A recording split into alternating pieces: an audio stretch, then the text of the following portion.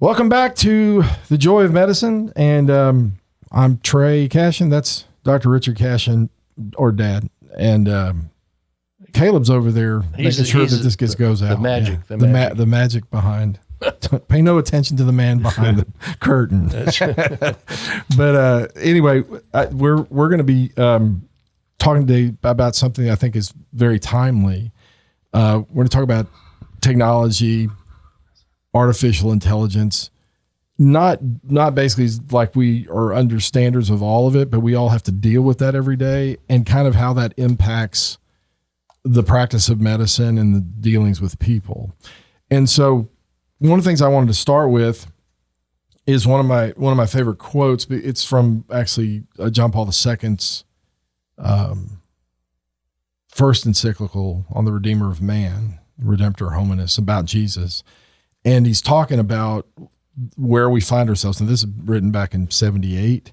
So we're talking, coming up on 50 years ago, right? Yeah, goodness. That is 45 years ago. But truth is truth. And in this case, what he's talking about is, okay, we've got all these things going on, and it's important. There's all these technological advances, things that we have happening. And one of the things that helps with is the fact, as Christians, we believe when we're baptized, when we become Christian, we are priest, prophet, and king. And the Christian outlook on being a king is to be somebody who is at the service of whoever he's doing. It's not king like lording it over. It's at the service of something or someone. In particular, when Adam and Eve, it was to subdue the earth, right? And so kingship is one of those. And I think with regard to medicine, it's important that a doctor, a nurse, whoever's dealing with a person recognizes that it's their job, because of what they understand, with how they've been trained, to actually engage in that kingship. You're serving a person as a king because I have authority to make certain decisions, and I have the wisdom to be able to do it. And this, while he's not talking specifically about medicine, he's talking in general about this. And so I just want to read this quote. He says that the essential meaning of this kingship of man over the visible world, which the Creator himself gave man for his task, consists in the priority of, and then listen, this is a list, the priority of ethics over technology, in the primacy of persons over things, and in the superiority of spirit over matter. And I think that speaks so much to what we've tried to communicate here, is when you're taking care of a patient, the important thing is you're dealing with a person. It's not about the stuff you're working on. You're dealing with a person. That person, while made up of matter, and the focus often is just on the matter, the disease process or whatever is happening, that you have to put the spirit, the soul, the person that makes them who they are, kind of ahead of that to be really a king. And that ethics are always going to go over technology. And technology is actually the spin-off point that we're going to talk about here, is that ethics, how you make a right decision about something, can never be something that can be fully handled by technology, right? But technology is not by itself a bad thing. It's up to us as part of our kingship to be able to take technology and use it for what it's meant to be used, and not allow it to become something more than it's meant to be. And so we're going to just talk about the impact in medicine of different types of technology, artificial intelligence, the things that could be positive, and then maybe some of the things that could be things have changed a lot since I started out in medicine. Yeah, right. You rode your horse into the. That's right. I was before. I was pre-horse. Right. Pterodactyls. Right. Flying. But it's totally different. For instance, just as an aside, all my stuff was handwritten, and my mother, as a nurse, made me develop a very good handwriting. And the reason why she used to always say, when she used to say, doctors write where you can't read because they don't know what they're writing. And as a nurse, that made a great I remember that to this, that was very important. So it was very clear in writing. And one of the reasons why computers developed was the fact that many doctors didn't write where you could read it. And as a matter of one of my, God love him, was the man in Houston that was the guy that brought me, one of the guys that brought me to Houston, Don Chapman, very famous guy. He was in the practice of medicine at Baylor when Baylor College of Medicine started. And he and I worked together for 19 years. But his handwriting was so terrible that I used to jokingly say I was the interpreter of all of Dr. Chapman's notes because nobody could read them. So there was a need to help that situation because not all doctors had a mother that made them write properly. So I think that's right. And so I think when you look at that in particular, that one thing, the reason for the note is to communicate effectively, which would include being able to read it, to a person that's coming in there to look. Stephanie always talks about when she goes, either if somebody doesn't have a note in there, that's terrible. Then you go in and then the note gets put in after you've already seen the patient. So, well, it would have been helpful to have known that this had been handled or whatever. I'm sure that happens often. So the need to be able to do it quickly and do it effectively and correctly are all important. So again, I think without getting too in the details, I think if the purpose of the note is to communicate to the next person that comes in there or the person who's taking an order from that, then whether somebody handwrites it or not is not really the issue. So to use a computer or typing would mean that technology should help it to do what it's meant to do. And that's good. But the other side of that, in other words, there's two sides to everything. With a computer, you can very easily make the note way too long. So that, and I've always had a problem with reading. So reading a long note for me was always a complex issue. So the point is that if you make the note short and concise and accomplish everything, then it's great. But if you use copy and paste and moving things down in a long note, which unfortunately some of the insurance companies require, it's a problem. Right. And so that, I think that there's a discussion about, I heard a discussion about this was, just get to just the facts, man, like the Dragnet. Yeah. Nobody out there probably even knows what Dragnet is, but just the facts, it's man. It's a TV show. A TV show. And the guy popular. says somebody going off on a tangent. And he's like, no, give me the facts. That's all I want to know. And so I think that's part of the issue with technology. It can be beneficial, but even when you're using it,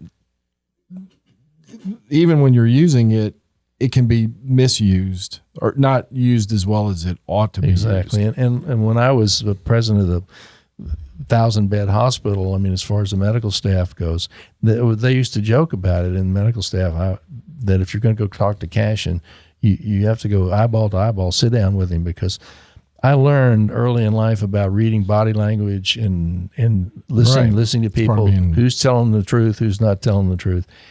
When you enter emails or text messages, you don't have any of that. So you've lost a lot of that.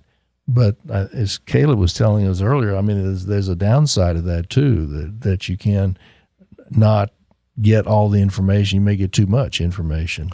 Right. And so with regard to that, that kind of speaks to the fact that, again, we're human beings, and what's coming out of our brain into our text or our email or whatever is only part of the story, right? Because when you're dealing with it. So are you seeing that there's not as much of that? Is most stuff handled not where there's face-to-face? I know you're not. Yeah, no, there's a matter of fact, there's far less face-to-face. And in fact, I'm not sure I could do that when I was president and I was dealing with 1,000-bed hospital. So you're talking about talking with a doctor or the nurse or whatever. You sit down and talk to them rather than write an email or send a text message. I think that there's so much other things that occur in that conversation besides the words that are on the paper. Right. In other words, the way the person's, their tone of voice, the way they're looking, all the confidence body, the levels, body action of what's going on. So you lose all of that in a computer. And so I think there's been a downside. The good news of that, the other side of the thing, is you can get things done in a short period of time sometimes because you just, bam, this is it. Right. But maybe not the best. Maybe not the best decision because you don't have the full story. Yeah. In fact, it's a funny joke that I was in that president role for 4 years. Actually, the last 2 years was full time. I never sent an email to anybody. It was all, if you want to talk to me, you come talk to me. And that worked well for me, but I don't think it would work in 2024 now because there's so much going on, I guess. But I think I'm sad that that's gone away. There's also just the relationship building aspect of communication. I think that, I was excited that we moved into this new office space and our interim studio until we build out our new studio. But one of the reasons I was excited about moving is we were all working in different places. And I think that, sometimes just by the way, conversations that you have throughout the day with your coworkers and the people you're around are some of the most important conversations you might have in terms of getting things done, understanding what other people are working on, relationship building, rapport building, things like that. I think that's something that is missing. And like where I work, at the home office of where I work, all the guys that do what I do, all of them are on the same floor. And they always talk about how beneficial that is. And it is because what happens is you get busy and, I need to talk to them about this. And you might make a phone call, but they don't pick up, then they call you back. And sometimes you even miss because in the moment you might have more pertinent details because you're thinking about it. And if it takes 2 hours before you actually connect or a day, I was calling about this, but I'm not sure what was bothering me. I don't remember. I thought, why did I call you? I don't remember why I called you. There was something important here, but being around other people, I think that is something that is missing. Even just with my kids, I noticed that. I'm like, okay, you need to handle that like face to face or at least on the phone. It's not a text. This is not a text thing or an email thing. So I think that would be good for all important things so that you need to really get involved with the people, not a text message, not an email. And so that somehow we have got to get there in medicine because a lot of it's interesting. It's one of the main reasons, it has to do with typing. And so I'm not very good at that. And so the fact that everything is now computer based and all, written out, typed. So one of the reasons I got out of medicine. Well, so I don't know this. I'm asking when you get a medical records program, which I guess towards the end you were dealing with, or sometimes they're just things that are already laid out because that's what the insurance company wants to do, and it may tell out the whole story. You click that button, but it's not everything you want to say. Unfortunately, money has gotten into the equation, and the insurance companies have certain buttons that you have to click. In other words, you have like bullet points, I guess you might say, going down. And if you don't have those bullet points, you don't get paid. And so they're now with you can copy and paste. A lot of the records I would get are totally verbose, right? For insurance reasons, and they're copied and pasted a lot of stuff that if they could just simplify it and put it in like 1 or 2 sentences, that's all you need. But guess what? The insurance company won't pay you for that. Right. So they're forced into doing these things. Yeah. So then the technology becomes more important than actually the information. I mean, the technology becomes the tool to get paid, not necessarily the tool that actually helps to take care of a patient. Absolutely. So it's kind of can put things a little upside down. Yeah. Maybe get the ethics, doing things the right way. That's right. Becomes subject to the technology. Yeah, so I think that's important. And technology is, if you get into procedures, something that really are important, and the technology of how to do things and whatnot. Like when I started off in medicine, surgery, like doing what I did, heart catheterizations, angiogram, that was a very technical aspect. Now they've got computers that actually do the procedure almost for you. Oh, wow. Yeah, and so it's like... And in many respects, that's good. But again, the downside is you need to have the human interface where when you see somebody's going downhill, not doing well, that you need to be able to say, oh, look, we're going to go a different road. Right. And the technology sometimes doesn't allow that. So right. And so I think that again, in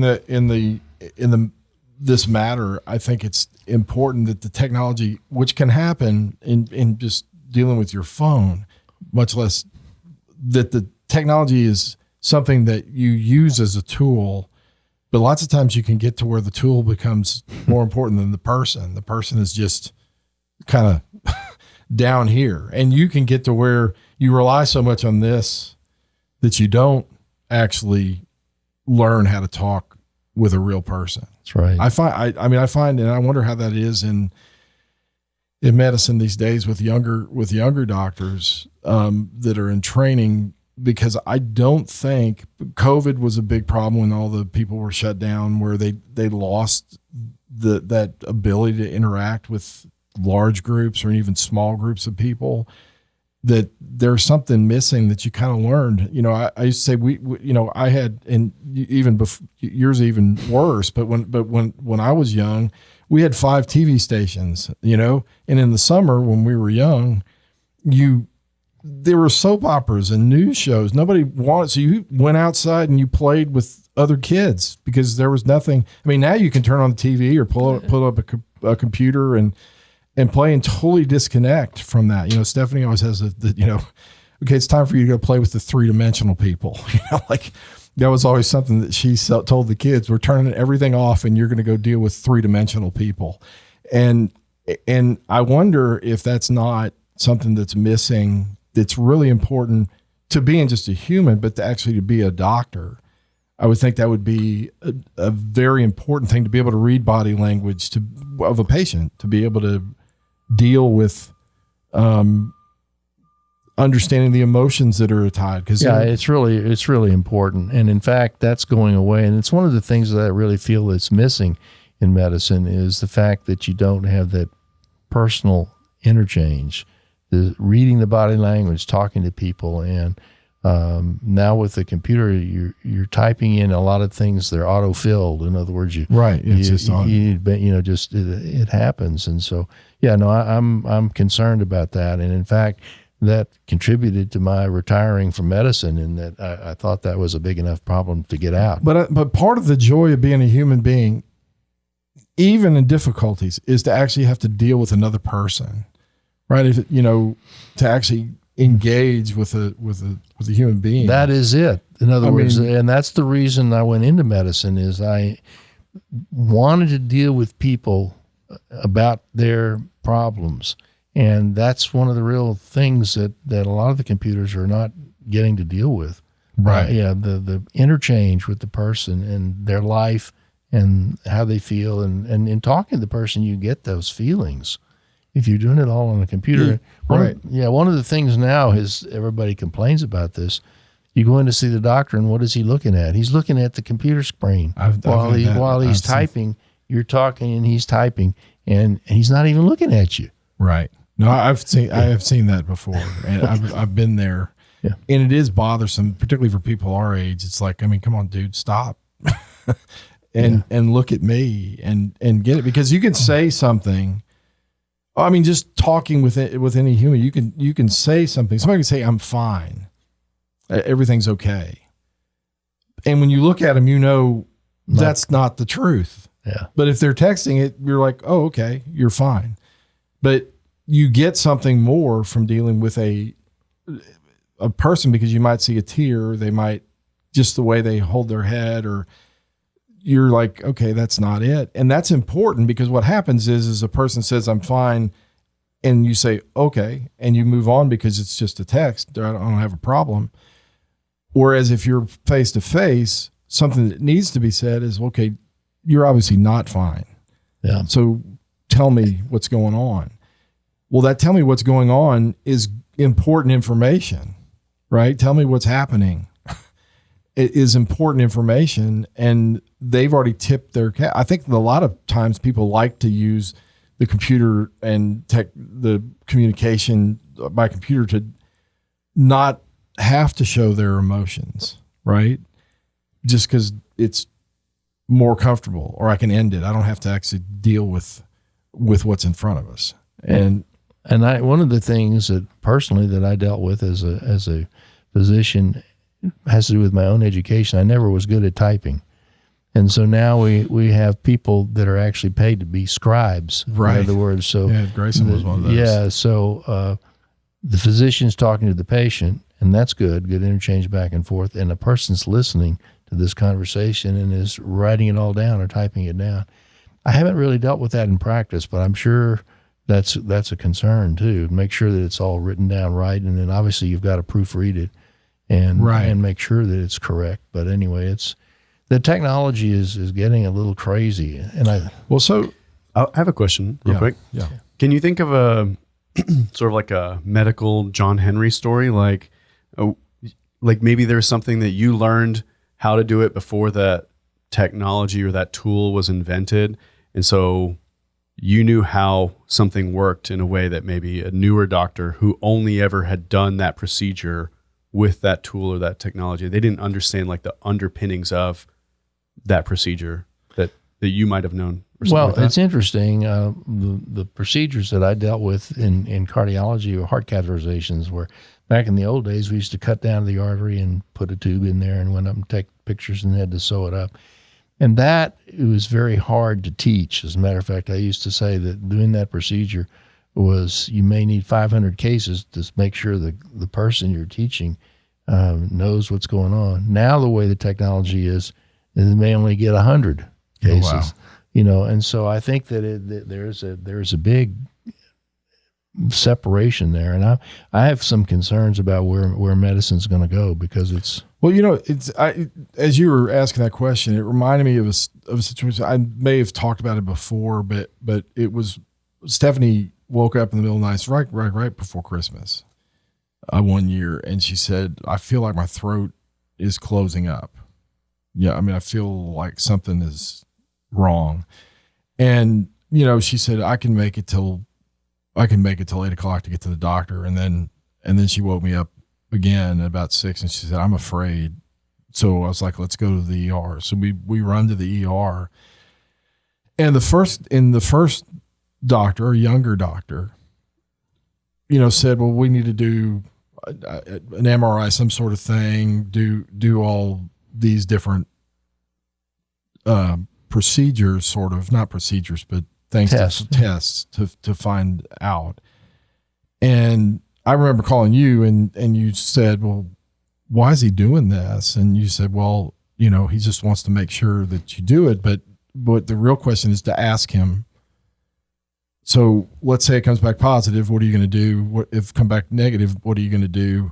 And if the answer is the same, then don't do it. I mean, if they're not going to change what they're going to do based on what comes back, then it's not worth paying for. Exactly. And that was one of in teaching medicine, that was one of the things I demanded. So you have to, if you order a test, you have to know the results is A or B. If it's A or B, what are you going to do? And if it's different. Yeah. And so I told the guy that, and he was kind of frustrated with the fact that I said, my dad says, don't do it. Is there anything else you can do? And he got frustrated. And so they gave her, I guess, a steroid or something, and they were trying to figure it out. Well, in that ER, an older doctor comes in afterwards, and he goes, "I got a really easy thing to do. It won't cost you more than $25. And he said, what we're going to do for the next, every 15 minutes, she's going to blow into this deal and measure whether it's her ability to blow out is decreasing. And as long as it's staying the same or getting better, we're just going to sit here and watch her until it's better." And I was like, that makes sense. But part of it was, instead of being frustrated with me, he was like, okay, here's another option. And actually it's probably a better medical option. And I remember him saying, that's what you get when you get an older doctor. It's just and sometimes, I've always said, when somebody really knows something really well and feels comfortable with it, they can find way simpler corrections or things to do than somebody who. And also doesn't. the other thing is that in doing that, and obviously the older physician, and I was really old at the time, has been down that road so many times that they know this is going to work, Right. or this is not going to work. So I don't need to do it. Right. You know, and so that is partly what's gone with the technology. Well, sometimes is there an over-reliance on technology? Because that's not, I guess that is technology, the blowing, and it's measuring that, but it was just a little tube that measured how much pressure was coming out, versus, which was $25 versus a $3,000 to $5,000 test that's not going to change anything. But is there not, for a number of reasons, which would be what? Or is technology sometimes being used, maybe overused? That's one thing, but the other thing involved with it is money has raised its ugly head, and also malpractice has raised its ugly head. So that to solve both of those issues, you end up spending a lot of money on a lot of different tests, so that in fact you've documented CYA. You realize that that you're covered. In other words, you've looked at all options. People no longer, or very frequently, do not rely on their clinical skills to say, okay, no, I've seen this. I'm okay with it. And then, but the issue says, well, what if you're wrong? And how do I prove that I was right? So malpractice has definitely entered into this whole issue. But so a lot of it has to do, I think, with, again, dealing with a person can cultivate trust, and because of trust, you can say, I'll turn myself over to you. And right? Exactly, and that's we've talked about Herb Benson so many times. That factor is a healing factor. That in fact, if the doctor that you trust recommends something, and you take it, it's going to work better than if you don't trust him. Right. So that the lack of trust is huge. And what builds trust more than I'm really listening to you, I'm right here. There's some sense of confidence in that. You're explaining this is how this is going to work and this is what we're going to do. And it makes sense. Even if you're talking to a lay person, a non-medical person, what he said, look, we're just going to, it was a very simple answer, but I could understand, because as long as she can blow out as much as she's blowing, it's not getting worse, and she's breathing right now. So to me, that was like, he's a good doctor. I'm like, okay, that makes sense, And the fact that he relied on that, and he didn't feel like he needed all sorts of important tests to confirm that, he was comfortable with that, and you had trust in him. Partly because he was comfortable with it. Partly, you used to always say the gray hair consult, right? That sometimes it's just with experience that somebody says, okay, I can trust this person. The level of confidence, and so what was my greatest fear as a husband? I'm not ordering this $5,000 test, and my wife's going to end up having to have like tracheotomy. She's going to pass out here because I was worried about spending $3,000 to $5,000. Wow. That's in the back of my head is what's going on. Sure, it is. Yeah. And for a guy to come in and just say, "Hey, listen, it's not that big a deal. I've got a way to make sure that's not going to happen. If something does happen, if it gets worse, we'll do something different." That's how they sell life insurance, right? Right. Yeah. Right. Basically the same basic principle. Yeah. So you are, but I guess what I'm saying is, my favorite doctors are doctors that I know they listen to me, they respond, they don't treat me like I got to get out of here. My primary care physician, who if I ask him a question, he's going to answer it, and he's going to answer it until he believes that I understand the answer. Why are we going to do this? Why is this important? And he's going to spend the time to do that. That's building trust. Because then you say, okay, he actually cares about me. He's not just doing this to just move on, or God forbid. And I'm not saying that this guy was saying run the test because of money. Might have been CYA, to make sure that they had documentation that, something wasn't happening or was happening. But the reality is, a small conversation instead of technology, a conversation with somebody, a lowering of tensions happens with a person, not with a test. And you remember I said, and we recorded this before, one of the important things when all else fails, take a good history. Take a good history. And that holds even here in 2024. Right.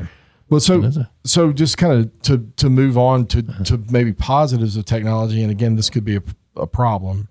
The idea of like artificial intelligence. So I've heard a doctor talk about the fact, okay, you plug in these different symptoms that are happening, these things, these measurements that we have into a system, and it can say it's one of these three things, or these are three things that you can concern. And then a doctor takes that and says, okay, I think it's this because of these things. So that is helpful. Gathered, yeah. That's helpful. But I could envision a time, I mean, now with telemedicine, which, when you're dealing with, like, you're taking your kid for the 8th time in 8 years they have the same cough, and every time it's the same steroid and the same antibiotic. And I'm like, well, just go ahead and why do I have to come in for that? But the flip side is that there are things that could be helpful. I was saying, like, about with Mimi, with my mother-in-law, when a doctor had already in his head decided that this was the problem, like he was convinced that this was a neurological problem. So all the tests that he ran were neurological. If he had something that maybe scaled it back to take his bias out of. And in fact, at that particular, and that was the one that when you called me and I said it's pacemaker problem, that she went out like a light, lights on, lights off type thing. That's probably not neurological. And but the point is that in the differential diagnosis of her symptoms, it would have come up high on the list that this is cardiac. And that may have helped him overcome the fact that he was. So maybe it could help with the bias. You don't want to take the human element out of it. Right. Because, like, what I can't imagine, which I could see happening, is you end up saying, well, we're just going to take all of this out, and it's just the science, and you're going to speak into this computer, and this computer is going to say he needs a cath, or he needs an EEG, or he needs an MRI. Well, that looks like it's trying to head that way. But then you don't have the trust. And what I do for years, banks are notorious for having which department you want to speak to in a computer. You push 4, and then there's another computer that says, if you want to speak to this person, and then it's 4. And then by the time you get to the person that you think you need to talk to, they say, well, you're actually probably in the wrong department. I need to send you back. And you end up back at that first computer generated speak. And I've found that people love when they actually can call a person that they know and actually talk to them. And it lowers, the idea is it's going to be efficient. And I think it's the same thing this will be efficient. There'll be less errors, hypothetically, but you're going to have less and less trust if it's being delegated to a computer. Right. And trust is a human. You trust humans. Even if you're honest with yourself, even if you trust technology, you got to trust the people who built the technology, and right? who put the information in, right? Because it's doing is acting on the input. And that's what they've said about AI and everything. AI is only as good as the people that put the information into it. Right. And so anyway, I think it's an interesting conversation, but the reality is that we can't and we shouldn't ever desire to take the human element out.